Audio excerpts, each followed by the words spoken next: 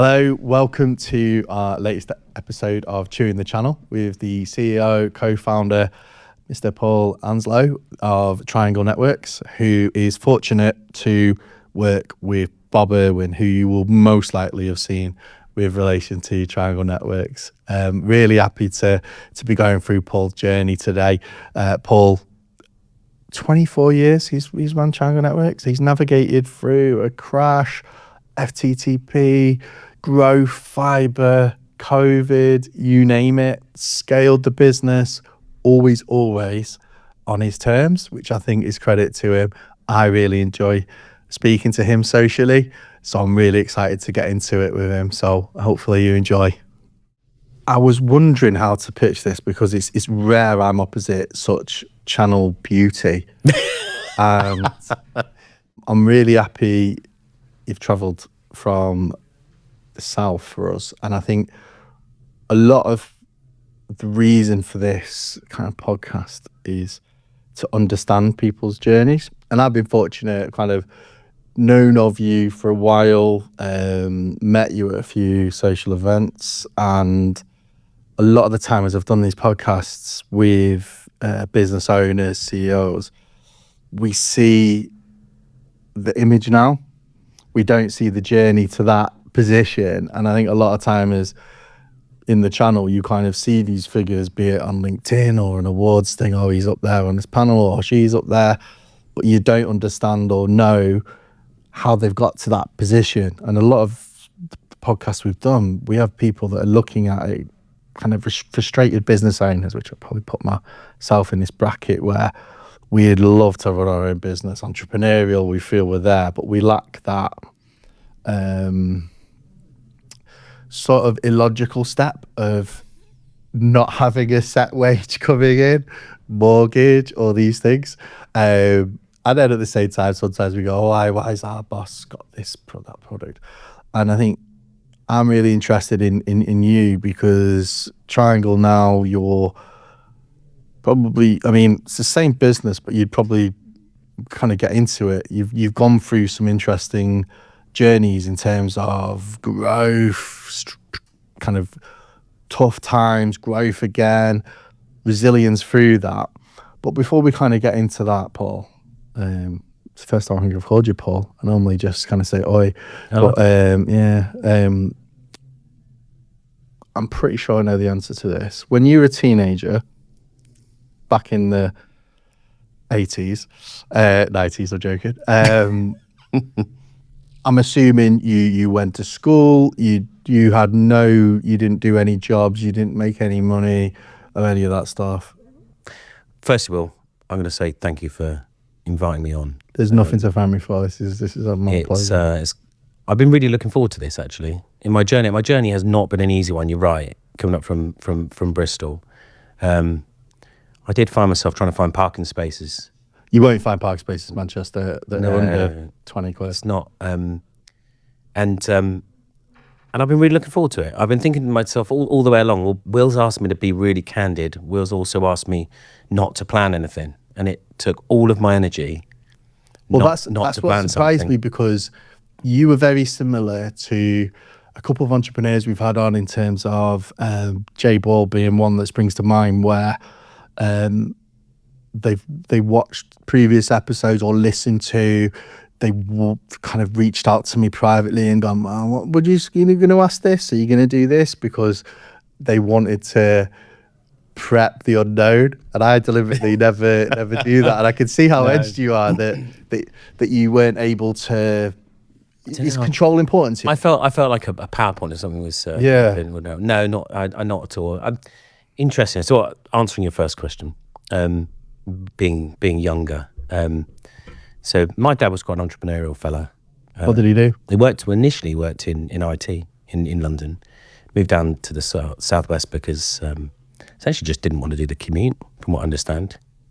It's probably more that he would go out and have a bit of a party after work. It's a bit easy to do in London. That was very easy. And probably the sensible family time when my older brother was due.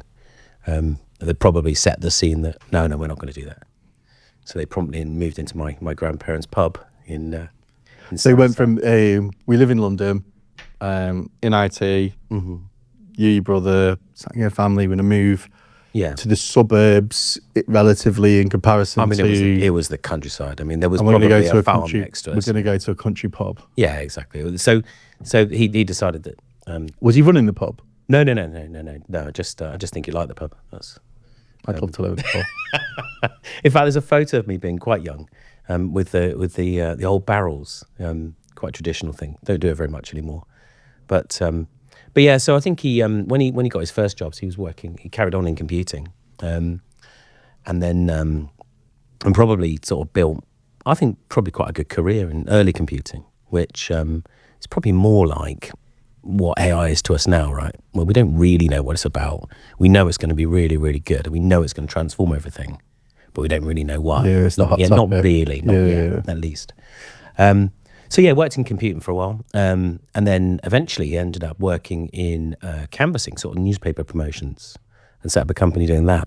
So a load of guys knocking doors, guys and girls knocking doors, subscriptions for news. So he's gone from, again, when I talk, It was probably like 10 years, 15 years. So but, it wasn't like a momentary thing. But it's interesting because a lot when I've spoke to a lot of business owners, it's that parents, mum or dad, are really key, and within that relationship, be it they drive a work ethic, but also I'm thinking of James Drake recently. His father we had on. Who, by the way? Sorry. James Drake at Envy of Eclipse. I'm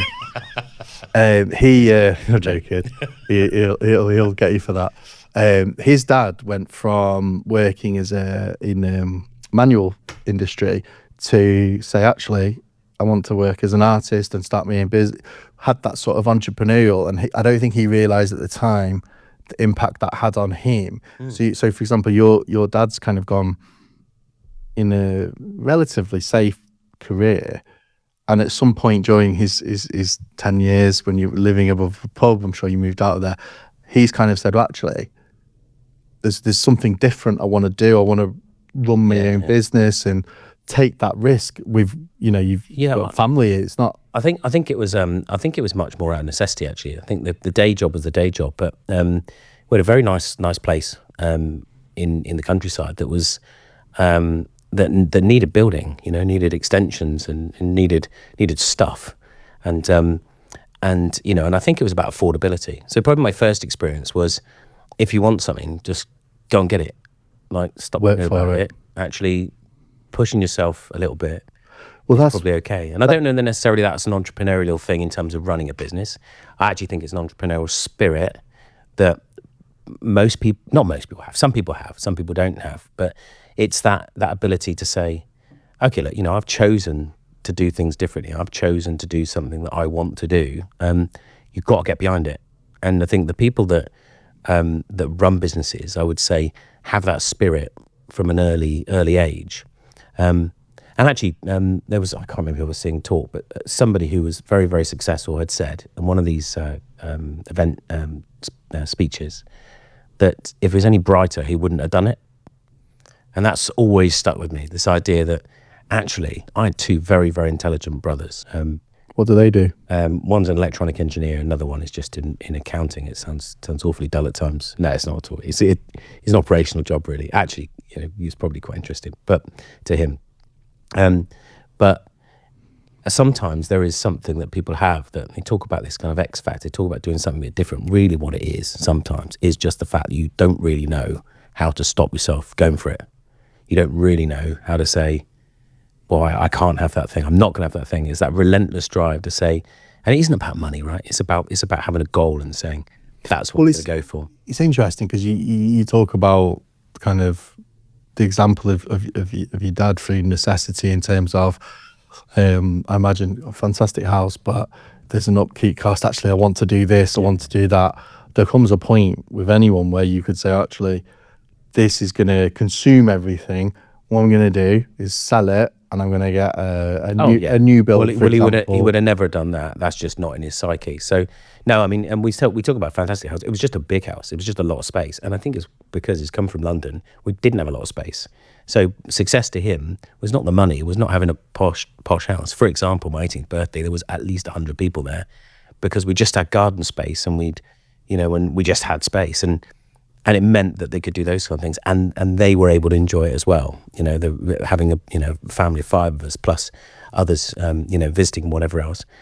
Christmas was always at ours. I think it's about what does success represent, or what is it that you think of when you think of success.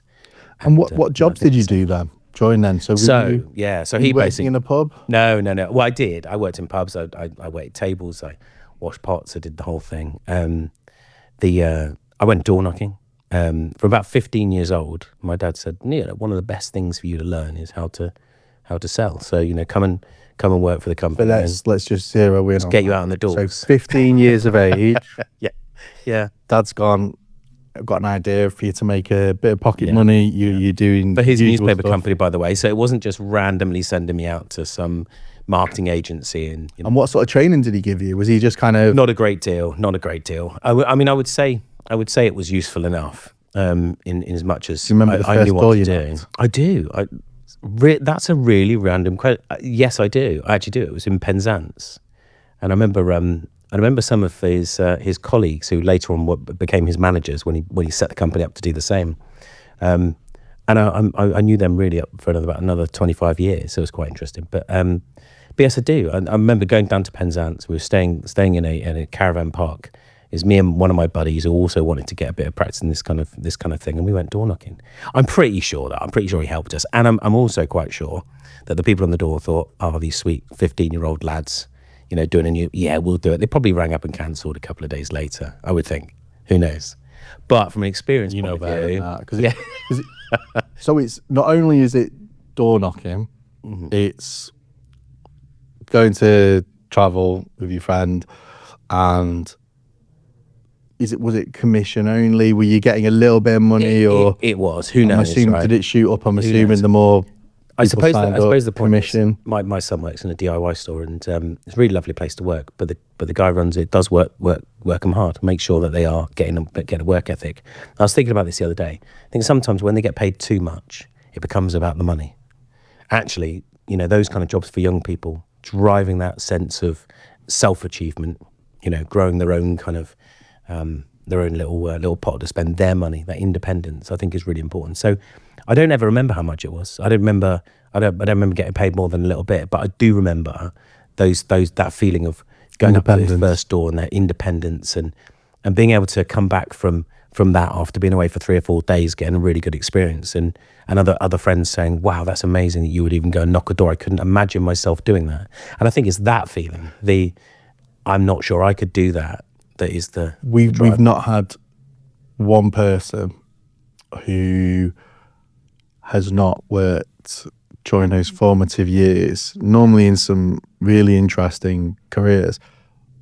All have worked, and it's rare, to your point, people say, "I was just about the money," and it was a lot of the time was, yes, money's there, but it was it created independence, it created a work ethic, it planted seeds in their career that they then draw on through later life. And it's got me probably, obviously your son's working, and I know, knowing your kids, they'll all have part-time jobs. My daughter, as soon as I do these sessions, I'm saying to her, "You're getting a bloody job." Not necessarily from a monetary point of view, structure. I just think that it's about independence. If you're the sort of person who wants to be independent, you should, and you will. How strong was that wanting to be independent in you? Because obviously you touched on there from a father kind of pivoting over a period of time to running their own business in a different sector, and a brother or 2 brothers really clever in careers. Don't say really clever. If they do watch this, not as clever as you, think that I'm obviously. But they're in, from job title wise, they're in jobs that are secure, and if they did move, there's likely to be positioned into a similar ilk, whereas you did not follow that path. You always, compared to your two brothers, you had an itch, if you like, that meant you wanted to start your own business. And was it always that you wanted to run your own business? Or was it how did that manifest itself? So my dad's company ended up doing cheap telephone call sales for another company. I ended up joining that company because actually this guy, there was a lot to learn from the bloke, actually. Really, really capable guy. Good mentor figure. Not the encouraging mentor type, but just a very good role model. But sometimes people can be mentors, can't they? They don't know they're mentoring yet. And it might be just, you kind of look at them and go, I wouldn't do that, or they're brutal, or they're, I think shape certain things in you. What some people do is just set the boundaries, they set the parameters by which you're gonna work. And in this case, he was much more of a salesperson. I didn't want to work like that, but not to say that he was incredibly successful from doing it in that way. I wanted to, nurture relationships, and I learned that quite early on, that was probably the way I was gonna build a business. Versus transactional, done a deal. Yeah, he was very, very good at that. In fact, weird enough, we still stay in contact, actually, because now I look back and I think, now I know what he was trying to teach me at the time, directly and otherwise. I think the idea of running a business always had to happen. I wasn't very good at school. I wasn't terrible at school. I just didn't listen an awful lot. I get very easily distracted. I'm fairly confident I've still got most of my school reports because at some point my children have to see these reports and it'll make them feel a whole lot better. You were telling us, Dad, that we should do all these things, and you did none of them. Well, yeah, I mean, it's amusing how one of my sons actually, his behaviour at school was very similar to mine, which is not bad. We're just talking a lot and being very sociable. How have you always been with that sort of seniority, direction? And I'm looking at the right smile on your face. Do you mean how am I with any boss, any teacher? Yeah. Okay, so I'm not very good at being told what to do. I'm good at feedback. I do really embrace feedback. I love learning stuff, but I don't like being told what to do. And the problem I found at school, probably, if we're going to really get into the guts of it, is that as the teachers have got a job to do across a whole bunch of different personality types, it's very difficult for them to do anything other than try and treat everybody the same, and that fairness is important in any environment. But the downside is there are some people who just don't respond in that way, and so I was able to do stuff because I just wasn't scared of it, and I wasn't scared to be independent. I needed it, craved it. I had quite a mature existence really up until going to university, but really quite enjoyed that and being independent. So why did you go to university then, if there's this entrepreneurial seed there? Was that you felt you had to do it in terms of it was the done thing, or was it something else? Well, the done thing was, if you're going traveling, you have a year out. If you're not having a year out, you go to university. Not necessarily in the family, because certainly my folks were quite comfortable and are still quite comfortable us all just making our own choices. But certainly that was the way school was. What I did do was buck against the trend, and I just said I'm going to go and work for a year. I want to go and earn some money so that when I go to university, it's not a problem. I didn't save any money, by the way. I just had a really obviously not. Yeah. But that I'm going to go and work. I'm going to save money because I don't want to live in that kind of stereotypical student way. So I did that. I had a real conflict internally at university, because if you speak to anyone that went to university with me, they will say no one enjoyed university as much as you from a social aspect. And I felt internally really conflicted that this life of university with the social bit, a few hours here, it didn't feel logical to me. The time? Or? At the time. So it's me asking questions of you now, Wilson. No, it's we'll get there. It's you going to university. Plant that seed. You wanted to go to uni with cash in your pocket because you didn't want to be, at the time. I mean, I remember when I went to university, there was the Tesco value. So do you remember the white tin with the horrible colours on their branded.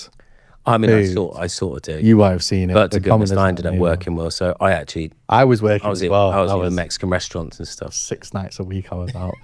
So what did you do at university? Yeah, so I went to do marketing, which it's interesting. You do look like a marketeer. That makes sense. Thanks, I think. Got the marketing director looking at me going, I think basically I didn't really know what to do, but I did think actually it'd be really cool to get something under my belt. Would you go to university again if you went back in time? I think I would actually. I think I would. I would do it slightly differently. I would pay a bit more attention because I did sort of coast that. But I quite enjoyed the lecturers just being there for you when you needed it, but rather than being you have to do this. And the social scene was good. It's more on your terms, isn't it, as well? Because very much you so, pick the subject. Very much so. Very much You're treated as an adult. You can dip in, dip out. They'll treat you as an adult. And did you find you back then that kind of helped with learning versus stop this, you need to fit in a class of 30 and be treated accordingly? Yeah, absolutely. I mean, we'd by this time I'd established that I was going to be independent with most of the people I knew. So the teachers weren't even going to try at that stage. They were quite comfortable. And I did okay in A levels. Decided that actually I didn't want to waste the opportunity. My older brother had a really good time at university. I thought, well, this would be good. So yeah, we went to Leicester, studied marketing. And I say studied. I mean, it was just it wasn't hugely difficult as a course, but I met some brilliant people and some great creative minds, and there's some people that were really, really interesting to work with and stuff, which was pretty good. But to be honest, by the time I got into my second year, I was working at a bank on the telephone sales role. Ended up going and getting a job in recruitment for maternity cover because I stayed in Leicester throughout the summers, and I ended up working at BT for a recruitment company in the evenings, recruiting for BT. And then daytimes working for a bank, which I'm not even sure you're allowed to mention. Have you always had that insatiable 12-hour work mission? Yeah, 100%. I've got a completely unlimited amount of energy. I just want to do stuff all the time. But so yeah, I had to do that. And but interestingly, it coincided with my dad's door-to-door company working in Leicester at the time. So I also did a few shifts for him and also recruited for him. So I realised that if I got an override, £1 an hour from everyone's orders, that essentially I could have 10 people working for me or working for the company, and I'd just be paid to do something else. So I did that for a bit, and that was quite good fun. By the time I got to, I think the third year, by that time I'd worked during the summers for the recruitment company, recruiting for BT. I then found a really, really good job in BT, spoke to the call centre manager and said, can I join you on the team? And by the way, can I do 3 days a week because I'm going back to uni? So I ended up working Monday, Tuesday, Wednesday at BT, which was just brilliant. It was a great job. I'd assumed I was just going to join the workforce thereafter, so I'd sort of had that soft landing. And I was doing lectures on Thursdays and Fridays and fitting in everything else around it. I'd started up a little IT company with a friend of mine who was really good at IT stuff, and another guy who was just going to do leaflet dropping. So they did leaflet dropping. I took the calls. Did you see leaflet dropping and door knocking as a, because you almost kind of looking at it, you're working on the marketing bit, so the branding, putting yourself out there in a particular way. You're honing your sales craft as an individual, door to door, telephone. You're learning different things in terms of different products, different sales approaches. You're refining in terms of how you look at stuff with relationship based is for me. All these kind of things are feeding into what we kind of slightly skip on to a little bit, where the inception or the baby of yours triangle emerges through all of these different ingredients with the overriding insatiable work ethic, kind of putting those bits together, because you didn't need to do all those different things. You could be at BT, sure. You could be at BT now probably, or someone else. So when you started Triangle, so we're looking at how long ago was that? So that was 2004. 21 years. What happened was I was working for this other company. My dad's company was doing the cheap call routing stuff, as in like selling it for this other company that I was working for. And it was really obvious that my boss at the time was looking to exit the business. He'd gone away for a few months, a couple of interested parties that I'd look around. It was quite clear that was going to happen.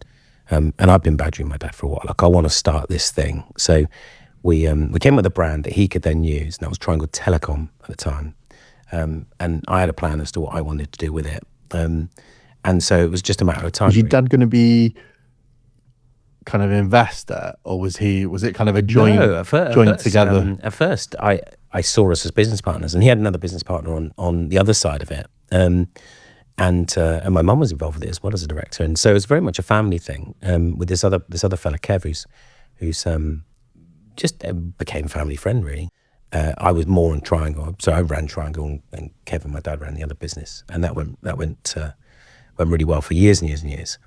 Was that quite good in terms of they had the other business, so they're not going to be necessarily telling you what to do as much? I don't think they had any desire to, really, to be honest. But that's what I mean. So it helped you. If you're starting Triangle and they're going, listen, Paul, Paul, we would do it this way, we would do it that way, we would do this.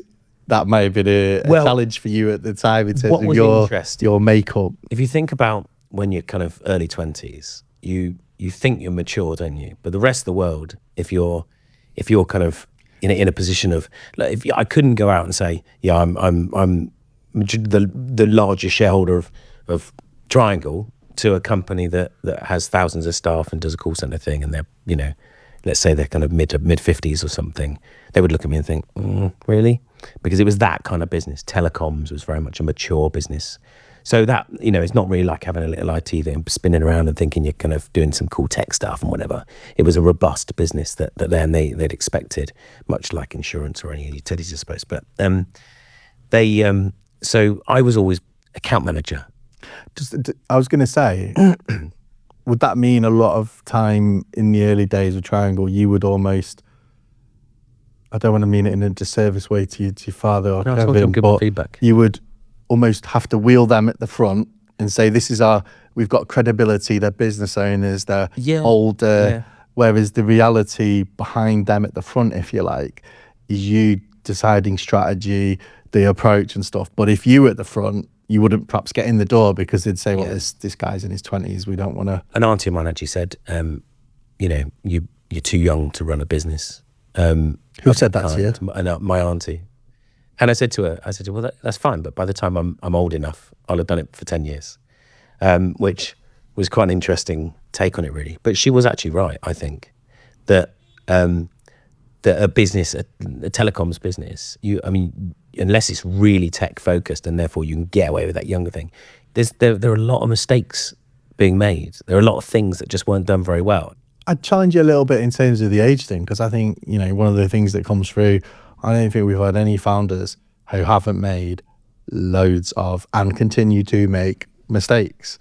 And I think I feel better. You could be, but you could be, you could start a business in your 50s, guarantee you'll, make mistakes. Yeah. And maybe there'll be different types of mistakes to a 20-year-old, but those mistakes probably led to some real positive outcomes, which didn't feel positive at the time. No, I would imagine. I think you're probably right. I think we did some really, really cool stuff, and I do remember thinking that we'd we knew where we were going, but we had the 2008 crash. I mean, that was 4 years into the business, so business changed almost overnight with that and the uncertainty that crept in. But we weren't big enough to be hit by it too hard. But there were lots of our customers that were really struggling, and therefore costs came down and all this kind of stuff. So I think so I don't think it was just about mistakes, but I think there is a point at which you are when you're that bit younger. Now the upside of it, of course, is that you've got little to no dependency, no fear, right? Right, and fear and no expectation and no kind of limits, no one telling you, oh, you can't do that. And we did go very bravely into some quite big deals, and it's quite a well-known mobile dealer who we set up a fixed line business for them. And then when we exited it back to them, it transformed us. It's things like that, not having the fear of, well, this is how it should be, the prerequisite or the pre-expectation of well, I should work like that. It's a really key point, isn't it? I think a lot of people, we have a number of partners, and one of the hot topics, if you like, with a number of resellers I speak to is that they're transitioning their business into different areas, be it from an ISP to an MSP, and what's involved and how they look at the market. And sometimes there's businesses, and there's far better than me, but they'll say, this is what we do, we're always going to... Yeah, some people get that right. Niche. Yeah, some people really get that right. And we're not deviating. Others will kind of add bits in and suddenly grow out. Others, it hurts them a lot. And one of the things you said there that I think is quite interesting for a lot of businesses who work with either partners or customers, you had the crash in 2008, and we're skipping ahead a hell of a lot. You have COVID. Both are instances that affected customers where you look at your business and go, actually, we're flying, but if Will Goodall Limited and Andrew Stout Limited are not trading with me, suddenly I'm in a bit of a...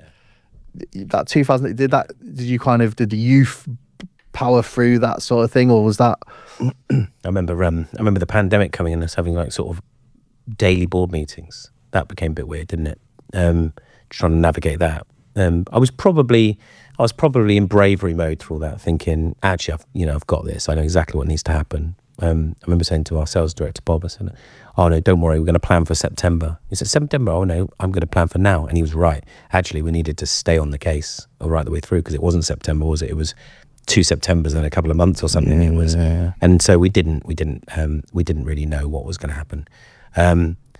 The downside to it was we had a really, really buoyant business, and we'd thrown everything at it, So we had the door-to-door business with Fibre, so we actually got to knocking doors again. But when the roads were being dug up, mitigating the risk of social media chaos. Because during that, obviously, kind of triangle for a lot of people will be synonymous with Fibre, seeing Bob in various parts of the country. And if you know Bob, he will try and stay in the cheapest, worst hotel ever, all over the UK. Oh, he's good. He loves it, I bet, from a cost point of view. But you're synonymous for that. But obviously at the start, there was the mobile boom. Yeah. So you've kind of started in the mobile boom, which made people lots of money, but it also lost people lots of money. And then during that alliteration, if you like, Fibre, this bit of glass. Yeah. At what point did you click on to there's gold in them hills? Yeah, so 100%. Okay, well that's where we really talk. That's what we talk about, and we talk about triangles. So we're very much a reseller, right? And what we were voice of IP mostly, I suppose. We got to the point about 2012 where we thought, you know what, we can't control the quality of voice unless we have the network. And we need to do the kind of internal peering and all the other bits and bobs that we do. So we set up as an ISP. We thought that was going to be a lot easier than it was, but we became the portal guys. We were using APIs back then. We were doing stuff that only the big corporates were doing, and we wanted to do something a bit different with it. So we sort of applied the logic of disruption at that stage with our IT partners. As you know, we look after smaller MSPs in the main, and that works really well for us. And those guys wanted a really good quality solution. And there were others that were doing it, but they were much bigger and it was much more... I suppose that feeds in a little bit, just to kind of jump in that consultative... You're working with smaller MSPs, but you are working with them in a very consultative way, which then opens your entrepreneurial side to the information coming back, saying, actually, if you did this or if you could do that, that would... Well, I look back, really beneficial. If I were able to say to them at the time, look, I can help you to get into the world of voice early, that would have been really sensible. But voice seemed to be something they didn't want to do. I mean, the MSP was quite a different beast anyway, right? They were doing a lot of kind of break fix more than they were recurring revenue models. That came much, much later on. But I'm trying to remember when it was, but I'm fairly confident around 2012, price of glass dropped and it had some impact on laptop sales. And then Microsoft dropped small business server, which meant that everything ended up becoming this focus of kind of, we'll go OPEX. The word, I suppose, OPEX comes out is like, let's do OPEX, and that was probably the catalyst for it. So the MSP started to get a bit more interested. But so So by that point, we'd launched a Wi-Fi solution called Hive Wi-Fi, which, yes, we did have the issues I you was might gonna say, expect, yeah. and we were found to be okay. But so we launched a captive Wi-Fi portal kind of product because we wanted to do something different. So we started selling to marketing companies. We focused on the broadband bit. So you talk about those guys who just sort of flit around in different ideas. That was very much. I wouldn't even say us. That was me. I was going to say it was my fault that we did all that. But we did a lot of that kind of stuff, and then we'd gotten friendly with the guys at the Federation of Communication Services. Do you know the FCS guys? Yeah. Chris Pateman at the time. And he said there's this issue where you've got these guys digging up the roads and they want to sell a connection, but it's very high install cost, very, very low rental. And we thought, well, that doesn't really work because our customers want to buy, and who's going to take the cost of that on? So he said to me, he said, look, it would be really good if you joined us for a meeting. Join us for a meeting up in, and it was in the Strand somewhere, and so we ended up in this very posh meeting room with all of the altnets at the time. And then one of the we call them incumbents now, I won't say who, but yeah, they're one of the bigger companies, and they're all saying, look, what can we do about this problem? We also had the government there. We're talking about voucher schemes, or we can give you all this money. And Bob stood up. I said, well, do you want it? Do you want this, or I can have this one? I remember saying that to him, and he stood up and he said, look, we can't take the money from you because you're trying to give us an upfront wedge of money, and that's great for this, but no one's productized this yet. You're giving us a wedge of money, but our installs are free of charge, so it doesn't help. And that was all the start of the kind of voucher schemes. But I basically had a chat with a mate of mine a couple of days before that and said, look, can you make me up an app? I had this idea for an app where you'd identify all the various altnets, and you would say, okay, there's a connection available in this business park from this provider, and it would be the hook to come and work with Triangle. Because you're seeing as well, as you're kind of doing that go-to-market, the entrepreneurial side of you has the background of the door-to-door. So you know how to hunt and to find opportunities, but also you're seeing a captive supplier market of a government. We need to grow this, cash, fly it around. Altnets, we want customers, we want to build, we need partners. So you're kind of moving into this environment where you're positioning yourselves as thought leaders within there, but with market conditions that are it's a reality almost check perfect for a very proactive business. What I found was that the kind of advertising space and a lot of the sort of softer marketing techniques, whilst great and whilst very useful in the world of corporate, my time at BT at the same time was teaching me that actually it was all about relationships. It was all about people. So face to face or over the telephone, but building a relationship. And the minute that was disconnected, those relationships were meaningless, and they became. How important are relationships to you?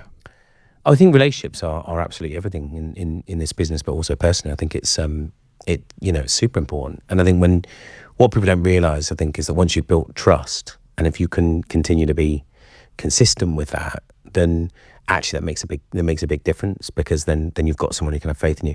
One of the main reasons why we've fought tooth and nail to keep the business as it is because it's 24 years old, and everybody knows it's really hard to get a business to 24 years old without external investment and all the other bits and bobs, right? So it's about that continuity of relationship, 100%. But when you get to further on down the line and you're talking about new solutions, new technologies, that bit became really critical. So we said we've got this app. We say, look, there's a load of data, but everyone in that room just went, yeah, we don't really fancy that. Thinking, why? Well, first of all, you could sell the data. Actually, I thought, well, that's quite a good idea. But also, I think they just felt a bit uncomfortable. It was like it was an app, and I'm not really sure we want to just open the world up to this really cool thing we've built, and that we've got value in. And I think a lot of carriers now, if they could have their time again and be in that room, the approach would have been probably, number one, can we buy you as a business, because we want to take this, and it would have been a very different approach. But you were in an environment where stakeholders, inverted commas, around you, senior people, are kind of saying, sounds all right, Paul, but I'm not that bothered. We'll do it ourselves. We've got our own field, wholesale, blah, blah, blah, blah, blah. I'm not interested. But you had that entrepreneurial side where you've gone, sod you, Yeah, we're going to do it anyway. we'll do it anyway. Yeah, I'm well, not, yeah. I'm not listening to what you're saying. I think you're absolutely right, and you did get the picture of the room because it was exactly like that, and there were some big voices. Some of whom I've not seen again actually, which is interesting. But They'll be at Glen Eagles, don't worry. I think they. I don't. Well, maybe they were. Yeah, it's yeah. I get that. I get big energy. What do you do to get through And there's it? nothing wrong with that because I think there is in my eyes, if I'm honest, but that's me as a person and probably more my own internal thing. But I think to be in those positions like yours and others, you make a decision. You're the only one in the room. And talk about this a lot of times, as a business owner, all roads lead to you. And if you make a right decision, things can accelerate. Yeah, you sure. you were talking about different products you would pick and different approaches, and some pay off, some don't. But ultimately, you have people below you who are dependent on you making more right decisions than wrong decisions for their livelihood, for a plethora of things that is very. Do you know what people often talk about that? Yeah, and I think you're right. There is in all those kind of environments when you're fighting for the right thing for the business. But I don't know that it's as well thought through as that. Maybe that's just me. But I think a lot of it is. So yeah, I mean, in that room, there's probably a lot of imposter complex, right? And there's probably a lot of what is imposter syndrome? I'm not even sure which way around. But there was definitely a sense that this room is a. You could feel the weight of it, right? And I didn't know then that a lot of those folks in there were just trying to do what was right for the business. And actually, they hadn't had these entrepreneurial things. I would have thought that this was just normal, because I had no frame of reference. So when we went away from that, we were a bit disappointed. But I didn't think for a minute that they wouldn't do it, because I knew that eventually they would. I just thought, well, it's the next step is, and you carry on one step after the next, and I think that was probably. I don't think I once thought. They won't be interested in this, or I don't, but I think they just dismissed us as being two young lads who were there. You like being underestimated because kind of when you spoke about starting business with your dad and Kevin, and them having to sometimes be the front of the business because they had the age and you were in your early 20s and businesses wouldn't have perhaps opened the door to you. Kind of fast forward, you're building a business from in your early 20s, you're successful, but you're still in that room where he's still a bit young. He's still, our businesses are bigger and blah, blah, blah, and we're underestimate. Do you quite like that? Go back to that room a minute. Nobody was interested. You're absolutely right. Okay, so we knew we had to do something a bit different, but we just didn't really know what. We were juggling lots of things. Not once did we think we can't do this. Now, on paper, we were wrong. It was going to be really hard.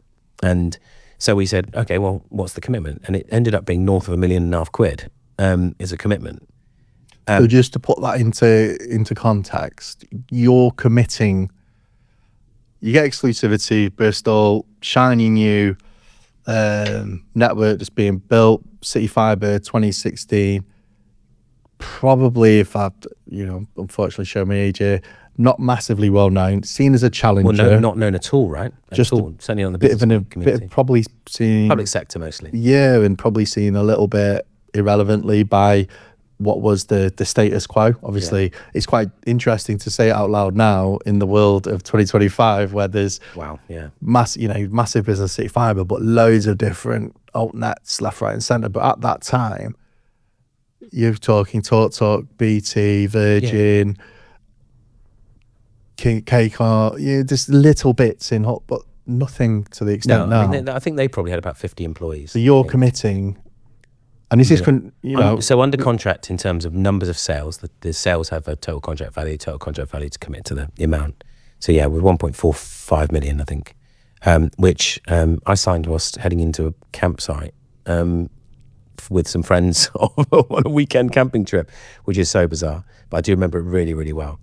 What was interesting about it was that we decided we'd take a different tack on it, which was, why don't we engage all the people that we've known for the years. We've got these great relationships with people who are our competitors. Why don't we just not be their competitors any longer and help them to succeed and face also into this new thing? But what's interesting about it, at no point did we think... Was that before or after you've signed £1.5 million commit? Interestingly, we actually had to put together a kind of an idea of what customers we'd go after, and I think we didn't make up postcodes, but we got our partners to submit postcodes they thought would be okay, and then we were able to exchange those out for ones that we did sign up, and actually it's about 50-50. So we committed to the contract over the course of 18 months or 12 months, 18 months. We had to meet those sales targets. It's worth mentioning, isn't it? I think on these for people, I mean, probably from my mum who listens, who's not from our world, effectively, City Fibre are spending a lot of money in terms of building a network. There's an opportunity for you to have a degree of exclusivity. It was exclusivity, yeah. So there's a big benefit there. But obviously, as any business would do, City Fibre are saying, right, well, if we're going to spend all this money and give you exclusivity in Bristol and surrounding areas, we need to see something coming back in terms of either the orders, but ultimately, if you don't deliver the orders, you've got a successful business for a number of years, 12 years, 10, 11 years, we want that cash from your business. And it's not done as horrifically as that, but the upshot is you as a entrepreneur, CEO of that business, your family, you've got bills, same as us all, you've got people that work there, and you're seeing an opportunity that's vast for your business. You're signing it on the way to a campsite, but do you ever sit down with these? Because a lot of people won't have exposure to that level of a deal where it is a contractual commit. City Fibre wouldn't have cared. So, Paul, you've had a tough couple of months. Life's, not gone your way. Don't worry. It's a F you, pay me sort of thing. And I know that it's more of a partnership and how they would react. But that's some commitment and commit, if you like. Yeah, I mean, as you say, on a hunch. On a hunch. It sort of was a hunch, I suppose, wasn't it? Well placed, obviously, as history shows, but at the time you don't know, do you? I mean, for my own commercial credibility, I mean, it was obviously well calculated, obviously. No, I mean... Other way to the campsite. Other way to the campsite. No, we've done a lot of calculations before that, Will, Yeah. No, not at all. So what we knew is that a gig product would cost north of 1,200 quid a month. And we knew there was a certain part of the market that would buy that. The risk actually was in our strategy, because what some of the other partners did who signed up kind of marginally after us, we were the first, but others went weeks after in some cases, was that they would go for a 30% of the target in terms of the number of circuits, but they would go for a higher margin. By getting a higher margin, they don't have to do huge numbers, and they will have at least covered the cost of the commit if it were to come. Our strategy was quite different, because we thought, what does the person paying the money really want? Because there was a lot of marketing input as well, and ultimately they wanted to grow the network. So we're not being people pleasers, but we probably to a degree in some way are. Was actually, if we follow the actual goal, which is to get more connections in the ground, we sacrificed margin, we sacrificed our own time and energy doing other things, or opportunity cost. But the biggest problem was that we then risked the fact that they were all low margin products. If we only sold 40 out of the 120, well, we would then be in for the rest anyway. But we were banking on the idea that if we did more numbers than others, and kept the cost low, that City Fibre would see that and would recognise that we're doing what we can to meet the commit. But on your point about risk, there was a lunch, an evening, I think we're probably just at my in-laws. In fact, we were in in-laws where I had a chat with my wife, and she said, well, how big a problem is this if we get it wrong? So, well, it's £1.5 million. And we were turning over probably about £1 million by then, I think, maybe a bit less. To pay the rest of the money is like, moving house. It's everything, isn't it? It's everything. It's And your I remember sitting fault. and having some Christmas drinks, and I always remember having a chat with my mates, and they were like, "You okay? You feel like you look really stressed." And it was all our families and stuff there, and I was saying, actually, you know, this thing. It could be really big for us, but it could also be really bad. And I can't not do it. Like, I have to do it. It's not even. I can't explain how. I don't make decisions because, you know, I don't not do something that I absolutely have to do. I've got to do it, and that's it. It's a bunch. And is that all aspects of your life? Absolutely everything. So if it was, I really, really, really, really, really want to climb Everest, you would be working towards Well, that, thankfully I don't. for example. So I'm not going to do No, that. But recommend But that, yeah, there are obviously. there are things. And I'm not bothered about doing it particularly well. I just have to do it. I just signed up for a vets football team and the same thing. I don't know why I've done that, but because I think I miss football. I'm just going to go play a bit of football. And that's a very low level thing. There's lots No, not at all. But it's interesting kind of going on to that. So like when we look at kind of that approach and dealing with, and you've kind of said it there, Christmas, having a drink, probably most people around that table are worrying about, have I got the right presents? Does my wife or husband like what I've got them? And this is not just the same for you, but for a lot of entrepreneurs and business owners, your concern as well as that is almost a baseline constantly within you of, have I done the right thing? Are we going to fulfill this? Maybe this is another idea that will help that. Why don't we think of this? And so it's a constant process. So my question on the kind of the back of that is, are you able to switch off during a period like that within a business that's £1 million turnover, you're 1.5 mil, young family, wife asking you, how did you manage that from a mental point of view as much as a running a business point of view? Yeah, I think that was probably the most challenging of all the business things I've ever done. And that did have a personal toll that I look back now, I think, that was probably a bit of a tipping point. But if I look back into university, actually, I met my wife at university. We got engaged and I had a job and a car. And in fact, we had a mortgage before we left university. So she's used to this. You signed up for this, love. This is like, we're now living in a caravan so because I missed my commit. I think but there's you an signed up for expectation, this. and I suppose to some degree, whilst I've not, made kind of particularly significant riches through it, nobody who's been involved with us as a business, a family, or others, has ever been bored, and for that reason, I think people are actually behind us because they know that these are things that some other people just wouldn't go and do, and I think people get behind it because they really want us to win. And go back to the relationship building, because we built really good, strong relationships. I've got a wonderful group of friends too, a number of groups of friends actually, but the friends in particular are just, they're very, very supportive, and they know that it's not something they would do. But instead of thinking, oh God, Paul, they're really They know you, encouraging. mate. Yeah. It's important, isn't it? I think It's that kind of stuff that's in business and personal life, it's important to surround yourself with positive people. Now, a positive person doesn't always say, Paul, you look amazing. I love your hair. It looks brilliant, by the way. Thank you. Sometimes they said, I'm just a bit of feedback, blah, blah, blah. And they keep you honest. Yeah. And obviously this sort of the inception of driving sales and, skipping forwards through that, which is almost an episode in itself in terms of when we saw altnets come into the channel and partners working with them and commits and all these different commercial frameworks.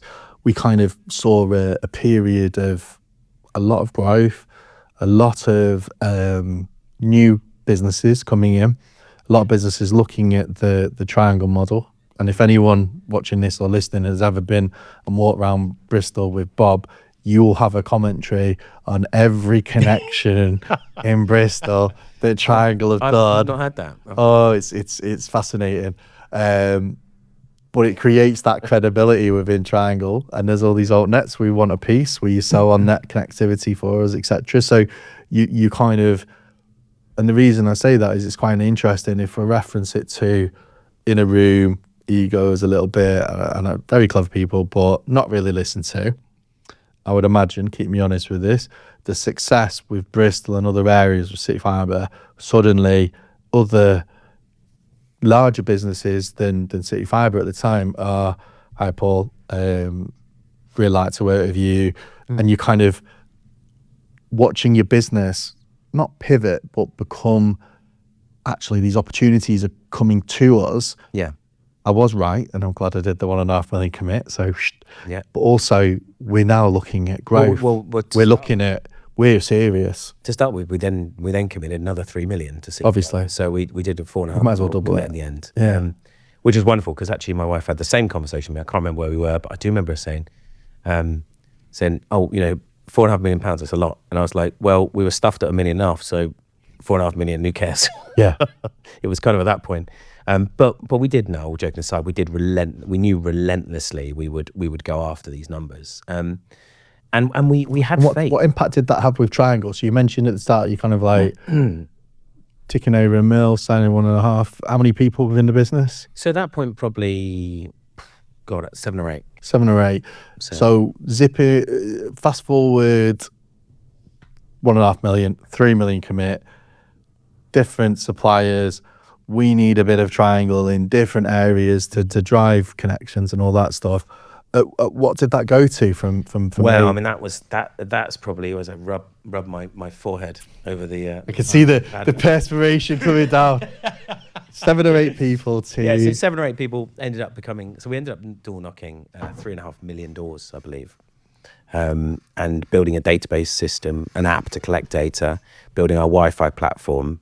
We invested a little bit in a software. I feel like you're just giving me how many people in your business. It got to, well, so now we're at 18, but it got to about 65. In what sort of period are we talking? It took us about 2 years. So 2 years. Going from 10, 12 to 600% rough growth in headcount. Yeah.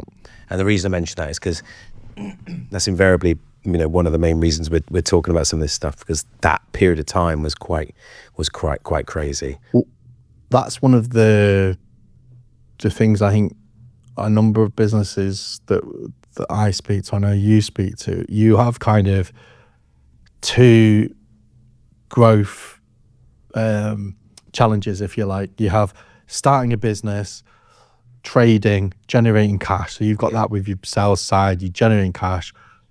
Jay always says, launch on, your good is great to launch, and then you can refine and improve. And you get to, well, a successful business, it's generating cash. That's kind of iceberg number 1, if you can navigate that. But then when I'm looking at a lot of businesses, the next iceberg is, right, we can go, we need to scale, we need to add more people into different areas. If we do this, we can go from, I'll just pick random figures, £3 million turnover to 30, and we need 5 account managers, we need this, we need that. And that is a really scary time, because there's a lot of people out there that I see that are more than happy to spend your money and give advice on certain things and recruit whoever that may be. How did you sort of navigate that bit of a 600% headcount? The scary bit was not growing it. We enjoyed that an awful lot. We could see the growth. The scary bits are the bits you say no to. So when we talk about growth, there's opportunity for growth everywhere. And you see the things, that you could do. You think, well, if I just add another person, that person would do this. We would, if we had somebody ring us and say, I've been in the industry, right? I'd like to come work for you guys. If I thought they were decent and they had a good reputation, I'd want to recruit them. And I'd do my level best to get that person in the business. So we grew that very fast. The door-to-door operation, it was like, could you do this for us? Could you do that for us? Yeah, absolutely. Yeah, absolutely. What about contracts? Well, let's not worry about that for a minute. Let's just get it going. So you end up ramping up. I think actually our highest count was 47 on the doors, and probably 20. So I think it was almost 70 people. And then you got people training. We got people, monitoring them, and then the software. And I got 2 devs. The dev team grows to 6. Like we've got to be done. It's like the house, isn't it? You can't just, ideally, like a business, like a Philistine like me would say, need some salespeople. Salespeople give an ROI. So let's have loads of salespeople. They'll generate the sales. Well, actually, those salespeople might need leads and marketing. Oh, great. Well, that needs a CRM. So we need some software there. Okay. Got more people. We need to look after, the management of that, the structure of that. We need some HR people.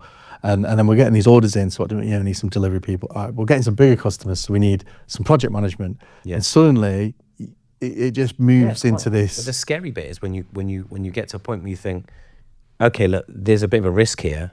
But if I don't do it, what then? And that moment of thinking, no, okay, let's not do that. And then you ponder that for days thinking. Do you think you did the right thing in terms of when you look back now? Would you change it? I'd definitely change it. What would you change? I'd probably formalise a few things, because what you never expect is that other businesses are going to change and change significantly as well. And fundamentally, we didn't expect a pandemic. And as you can probably guess, it's quite difficult to go door knocking when you're supposed to be distancing from people. Hello. No one's in. I'm fairly confident that City Fibre kept us afloat in that time by just keeping us doing leaflet, stuff, letters and stuff like that. But we did some cabinet branding and all that kind of thing, which we became good at. When had Adam, co-founder of IPEX, he'd started his business a year or two before COVID, and a whole world, and people watching this will go through this. I remember I'd just joined a business, so I'm thinking, oh my God, all my partners were rapidly looking at their customer base. God, how many customers are in hospitality? Where are my customers based? Are they in this sector, that sector?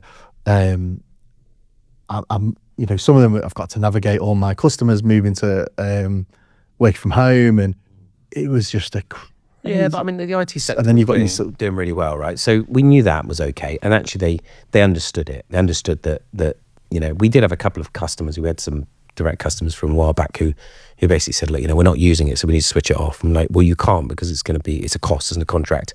They say, yeah, but we're not using it. Like, well, that's really not that's not our fault. And there were a few that we were disappointed that they hadn't seen the bigger picture, that actually we all needed to work together.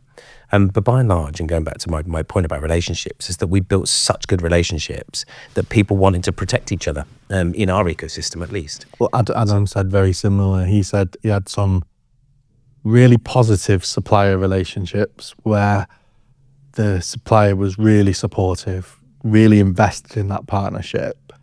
And then there were a few that weren't, and he thought they were. Yeah. And that post-pandemic, when they came through it, shaped a lot of his thinking in terms of how he dealt with customers and suppliers. And obviously, invariably, the ones that were quite supportive to his business, that relationship grew.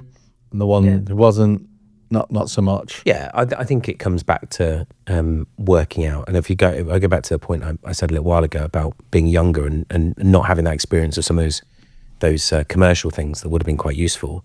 One of those things was just to remember that businesses are businesses, and that there are people working in this business who really want each other to succeed, but are left trying to save their business as well, whether it be staff issues or otherwise. So it's things like that. Really, there have been decisions I'd have made that were slightly different and have created a bit more resilience to the whole thing. So I'm just conscious of time, and my last question. On come dine with me. Okay. So we're changing it a little bit, because I know you're a prepper. What would your 3 courses be and why? Wow. Look, I'm not going to devote attention. For anyone listening to this, Paul will have, I know him, he will have been prepping 3 guests for dinner table. He will have thought about them, and I'd probably just go Chinese. I love it. Love Chinese food. Chinese dessert. I'd have some crispy duck, and but yeah, if there were 3 people who are going to cook for me in separate occasions, then I would have a bolognese, a katsu curry. Can't go wrong with a Chinese banquet. Turkey pork. But yeah, I don't think the bolognese would work there. But no, I think anything that gets you chatting, and I think if it's too pretentious, I'm not interested. If it's too posh, not interested. No, it's a solid 7 out of 10 menu there. So, I'll give you that. But thank you for your time, Mr. Anslow. Mate, welcome. That's up there. I hope you enjoyed that episode with Paul.